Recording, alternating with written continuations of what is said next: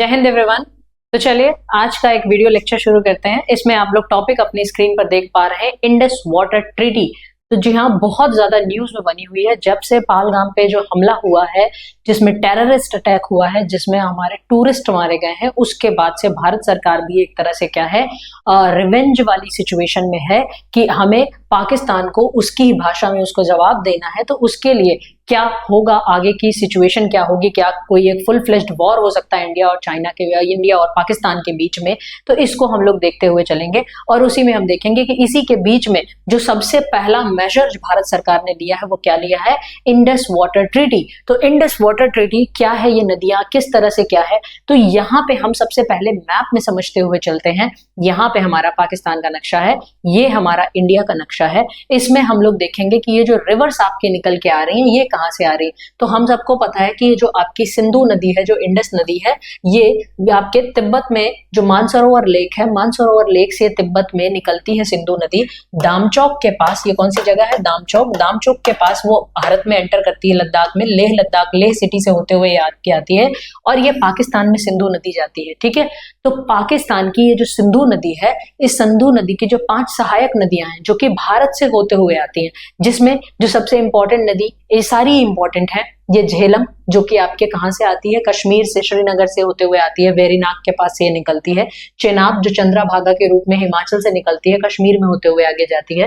फिर ये सतलज जो कि यही मानसरोवर लेक के पास राजस्थान से निकलती है और शिवकिला दर्रे से भारत में एंटर करती है। तो झेलम हो गई, चेनाब हो गई, और यहीं पे रोहतांग दर्रे के पास से रावी नदी निकलती है जो कि पाकिस्तान में जाके सतलज से मिलती है, और यहीं पे ब्यास नदी ब्यास कुंड से निकलती है जो भारत में ही सतलज से मिल जाती है हरिके बैराज के पास। और वहीं हरिके बैराज से हम लोग एक कैनाल बनाते हैं जो कि सबसे बड़ी मानव निर्मित कैनाल है, इंदिरा गांधी कैनाल, भारत में। ठीक है, भारत में। तो ये आपके राजस्थान के जो सूखा प्रभावित एरिया है वहां पे पानी पहुंचाती है। तो ये पूरा है। एक्चुअल में पाकिस्तान पूरी तरह से इन नदियों के पानी पे डिपेंड है। तो पाकिस्तान में जो भी वाटर अवेलेबिलिटी, पाकिस्तान की जो भी आबादी है, वो पाकिस्तान की एक बड़ी आबादी कृषि क्षेत्र में लगी हुई है, यानी किसानी में, यानी खेती में लगी हुई है, और खेती के लिए, सिंचाई के लिए आवश्यकता होती है। पाकिस्तान तो वैसा भी एक तरह से एरिड यानी शुष्क प्रदेश है। पाकिस्तान का ये जो एरिया आप देखेंगे, सिंध का जो एरिया देखेंगे, हमारे देश में जो थार रेगिस्तान है, थार रेगिस्तान का 15% हिस्सा पाकिस्तान में भी जाता है। तो सिंध का प्रांत जो है पाकिस्तान का। अच्छा, पाकिस्तान में मुख्य प्रांत कौन कौन से हैं, ये है बलूचिस्तान का प्रांत, जहां पे बलूचिस्तान लिबरेशन आर्मी इसको अलग करना चाह रही है, और यहीं पे पाकिस्तान का चाइना के द्वारा बनाया गया ग्वादार बंदरगाह है जो कि सीपेक प्रोजेक्ट यहाँ से गुजरता है। तो ये बलूचिस्तान प्रांत हो गया, ये पाकिस्तान का सिंध प्रांत हो गया। यहाँ पे पाकिस्तान का पंजाब प्रांत है, ये सिंध प्रांत है, और यहाँ पे पाकिस्तान का खैबर पख्तूनख्वा है, और एक 5वां प्रांत जो पाकिस्तान का है वो पीओके, जो उसने कैप्चर किया हुआ है इलीगली। ठीक है, तो ये 5 प्रांत हैं जिसमें से ऑलरेडी सिंध इस नदी पर निर्भर करता है, और सिंध की ज्यादातर आबादी सिंधु नदी पर निर्भर करती है। और अभी भारत सरकार ने ये जो निर्णय लिया है जिसमें इंडस वाटर ट्रीटी को भारत सरकार सस्पेंड कर रही है, तो अभी तक जितना जो पानी सिंधु नदी के जरिए और उसकी सहायक नदियों के जरिए पाकिस्तान में पहुंच रहा है, भारत सरकार अब उसको डाइवर्ट करेगी या उसको स्टोर करेगी। तो अब आप इसमें यह देखना रहेगा कि पाकिस्तान में जो भी पानी जा रहा था, तो वैसे भी गर्मी के मौसम में क्या होता है, आपका पानी की जो बहाव होता है वो नदियों में कम हो जाता है। जब बारिश का मौसम आता है तब वो नदियों में बहाव आपको ज्यादा देखने को मिलता है। तो ऑलरेडी बहाव कम है, और उसको भी अगर भारत सरकार रोकती है तो पाकिस्तान में जल संकट हमको देखने को मिलेगा, यानी वाटर जो क्राइसिस है। तो थोड़ा आगे हम इसमें बढ़ते हैं और समझते हैं इंडस वाटर ट्रीटी, इसका थोड़ा सा ऐतिहासिक पृष्ठभूमि देखते हैं। तो ये इंडस वाटर ट्रीटी, ये वाटर डिस्ट्रीब्यूशन ट्रीटी है जो कि भारत और पाकिस्तान के बीच में, जिसको जो वर्ल्ड बैंक के तत्वाधान में जो मीडिएटर था वर्ल्ड बैंक, उसने इसको साइन करवाया था 1960 सितंबर 19 में ये साइन हुई थी। और उस वक्त भारत के प्रधानमंत्री जवाहरलाल नेहरू थे और पाकिस्तान के प्रेसिडेंट आयुब खान थे।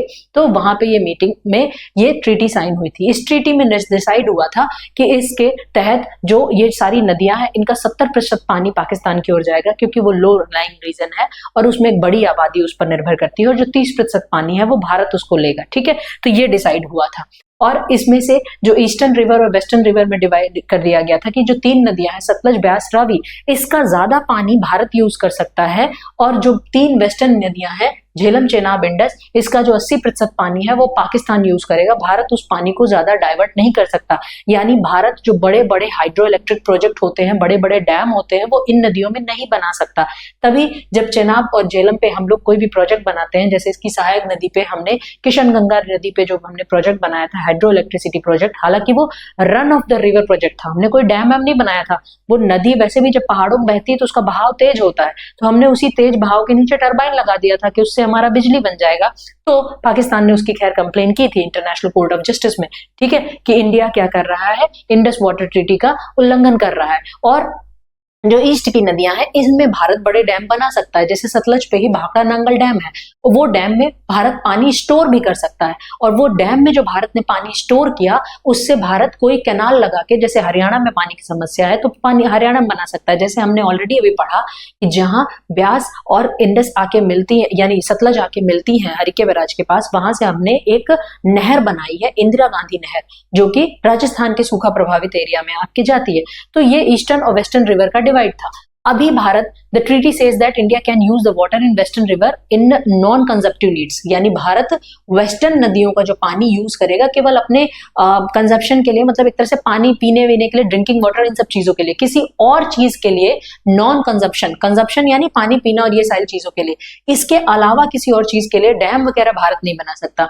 वहीं जो नॉन कंजप्टिव का मीन्स होता है कि we can use it for irrigation, storage and even for electricity, ठीक है, तो ये होता है नॉन कंजप्टिव कि इनके लिए हम इसको क्या कर सकते हैं, ये आप इसके लिए नहीं यूज कर सकते हैं, ठीक है। फिर water share after Indus water treaty, तो इंडस वाटर ट्रीटी में वाटर शेयर में ये हुआ था कि भाई वेस्टर्न रिवर्स का 80% पानी एक तरह से आपका जो रहेगा वो पाकिस्तान को जाएगा, और जो ईस्टर्न रिवर का 20% पानी यानी एक तरह से रहेगा वो भारत पे जाएगा। तो भारत, ये ट्रीटी ऑलरेडी मतलब एक तरह से पाकिस्तान के फेवर में ही थी, ठीक है, क्योंकि एक्सपर्ट से it's nearly impossible for India to hold back tens of billions of cubic metres of water from the western rivers during high flow period. अब कई लोग ऐसा कह रहे हैं कि भारत ने भले ही इंडस वाटर ट्रीटी सस्पेंड कर दी है, लेकिन अगर जब बारिश का मौसम आएगा तो इतना उसमें पानी हो जाएगा, भारत इतने पानी का करेगा क्या। तो ये ऐसा होता था कि जब भी बाढ़ का मौसम आता था तो इसी ट्रीटी के तहत भारत हाइड्रोलॉजिकल डेटा पाकिस्तान के साथ शेयर करता था कि भाई नदी में इतना पानी आ रहा है, इतनी बाढ़ आ रही है, इस वजह से हमको डैम खोलने पड़ रहे हैं, तो आपके यहाँ पे पानी का बहाव ज्यादा होगा, तो आपके जो लो लाइंग एरिया है, नदियों के आसपास के एरिया है, वहां से बसावट को खाली करा दीजिए, अदरवाइज जब नदी में बाढ़ आएगी तो आपको बहुत नुकसान होगा। अब ये ट्रीटी सस्पेंड हो गई है तो भारत ये डेटा शेयर नहीं करेगा। तो पाकिस्तान को ये जो उसने पालगाम में किया है, ये सब करने से पहले उनको सोचना चाहिए था कि इसके ये रिपरकशंस हो सकते हैं। तो भारत ना ही कोई हाइड्रोलॉजिकल डेटा इनको कोई शेयर करेगा, वाटर स्टोरेज भारत ने कितना किया हुआ है, कितना नहीं किया हुआ है, ये भी भारत कुछ भी शो नहीं करेगा। तो ये वाली एक तरह से वाटर वॉर भी हमको आने वाले समय में देखने को मिलेगा। हिमालयन रिवर्स जो हैं, जैसे कि Indus, carry high silt level which quickly accumulate in dam and barrages, suddenly flushing of the silt can cause significant downstream damage. अब ये जो हिमालय नदी होती है पहाड़ी एरिया से बह के आ रही है और बहुत तेज इनका बहाव रहता है, तो पहाड़ों को काटते हुए बहुत ज्यादा सिल्ट यानी बहुत ज्यादा जो गाद और मिट्टी है ये अपने साथ लेके आती है। तो अगर डैम बनाया जाता है तो वो पानी का जो बहाव आता है तो डैम में नीचे नीचे वो मिट्टी मतलब एक तरह से भरती जाती है, डैम में सेडिमेंट इकट्ठा होता रहता है, उसके ऊपर पानी रहता है, तो डैम की क्षमता कम हो जाती है जब सेडिमेंट बहुत ज्यादा हो जाएगा। तो डैम की जब सफाई की जाती है, वो सेडिमेंट्स हटाए जाते हैं, तो जो लो लाइंग एरिया में अचानक से बहुत ज्यादा सेडिमेंट्स पहुंच जाएगा, यानी बहुत ज्यादा मिट्टी उस तरह की पहुंच जाएगी, तो वो भी एक तरह का डाउनस्ट्रीम डैमेज कर सकती है, यानी कि जो निचले एरिया हैं उन पे डैमेज कर सकती थी। तो ये था हमारा पूरा मैटर इंडस वाटर ट्रीटी से, जिसका हमने इन डेप्थ एनालिसिस किया। आई होप कि आपको अच्छे से ये ट्रीटी आपको समझ में आ गई होगी। अब हम इसमें आगे बढ़ते हैं। ये हमारे एकेडमी से पढ़े हुए कुछ फाइनलिस्ट स्टूडेंट्स हैं। हमारे एकेडमी में एनडीए का फाउंडेशन कोर्स शुरू हो चुका है, जो 10th और आफ्टर 11th लेवल पे जो आप इसमें एडमिशन ले सकते हैं। एनडीए 2 जो टारगेट बैच है 2025 का, उसमें भी एडमिशंस ओपन हो चुके हैं। ये हमारा टीडीए का ऐप है जिसको आप प्ले स्टोर पर डाउनलोड कर सकते हैं। हमारा लोगो उसमें आपको दिखेगा और अधिक जानकारी के लिए आप इन नंबर्स पे कॉल कर सकते हैं। इसी तरह के और आपके इंपॉर्टेंट जियोपॉलिटिक्स के वीडियोस हम लेके आपके लिए लाते रहेंगे। जय हिंद, जय भारत। आपने क्लास 10th के बोर्ड एग्जामिनेशंस दे दी हैं और आप सेना में अफसर बनना चाहते हैं, तो क्लास 11 से ही जुड़े त्रिशूल डिफेंस एकेडमी के एनडीए फाउंडेशन बैच से, जहां आपको यूपीएससी क्वालिफाइड एजुकेटर्स मिलेंगे, एक्स आर्मी वेटरन्स मिलेंगे, जो आपका सपना नेशनल डिफेंस एकेडमी का पूरा करेंगे। आज ही संपर्क करें।